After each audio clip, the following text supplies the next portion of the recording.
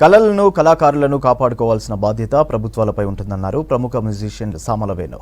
తెలంగాణ రాష్ట్ర సంస్కృతికి ప్రత్యేక ఉందని, దానిని భావితరాలకు అందించేందుకు కళాకారులు వారధులుగా ఉంటారని తెలిపారు. నాంపల్లిలోని తెలుగు యూనివర్సిటీలో తెలంగాణ కల్చరల్ పాలసీపై నిర్వహించిన రౌండ్ టేబుల్ సెమినార్లో వివిధ కళారంగాలకు చెందిన వారు పాల్గొన్నారు. కల్చరల్ డెవలప్మెంట్ కార్పొరేషన్ ఏర్పాటు చేసి బడ్జెట్లో 500 కోట్లు కేటాయించాలన్నారు సామల వేణు. కళాకారులకు ప్రోత్సాహం, సదుపాయాలు అందించి జాతీయ స్థాయిలో గుర్తింపు తేవడానికి కృషి చేయాలన్నారు.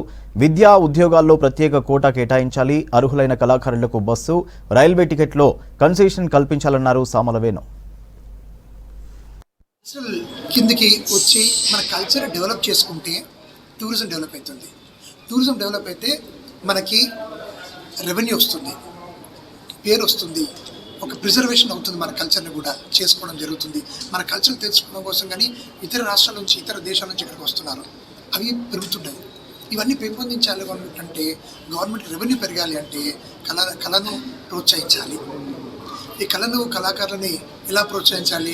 ఒక ఇన్స్టిట్యూషన్లో కానీ, ఒక గవర్నమెంట్ ఇన్స్టిట్యూషన్లో కానీ, ఇట్లా కానీ ఒక 1% జాబ్ కళాకారుల కోసం ఇవ్వడం. వాడికి మినిమం ఒక 15 సంవత్సరాల ఎక్స్పీరియన్స్ ఉండి, ఒక గ్రాడ్యుయేట్ అయి ఉండి, లేక ఇంటర్మీడియట్లో ఉండి, ఒక కళాకారుడికి ఒక న్యాయంగా బతకాలి అని చెప్పిన ఉంటుంది, గర్వంగా బతకాలని ఉంటుంది.